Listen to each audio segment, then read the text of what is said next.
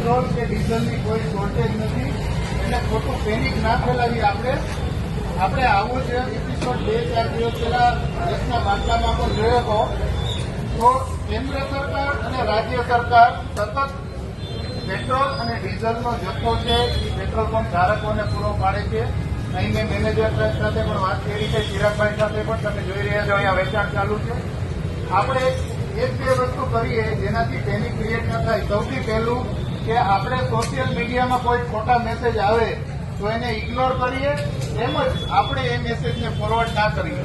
બીજા નંબરની અંદર આપણો દૈનિક જેટલી જરૂરિયાત છે એટલો જ પેટ્રોલ અને ડીઝલનો જથ્થો મેળવીએ, જેથી તમામ આપણો જે આર્થિક પ્રવૃત્તિઓ છે એ સામાન્ય રીતે ચાલુ રહે. હવેના દિવસો આજે સોમવાર છે, આખો વીક ચાલુ દિવસો છે, એટલે આ પેનિક સિચ્યુએશન પહેલા ન ફેલાય એના માટે આપણે એક જવાબદાર નાગરિક તરીકે સહકાર આપીએ. હજી વધુ એક વખત હું રાજકોટ શહેર પોલીસ વતી તમામને નમ્ર નિવેદન કરું છું કે પેટ્રોલ અને ડીઝલના જથ્થામાં કોઈ શોર્ટેજ નથી. ઉપરથી સપ્લાય ચાલુ છે. અમુક પેટ્રોલ પંપો સમય મર્યાદાને કારણે બંધ થયા છે. તમે જુઓ છો કે અહીંયા પેટ્રોલ ડીઝલ મળે છે, તો આપણે જરૂરિયાત મુજબનું પેટ્રોલ અને ડીઝલ લઈએ.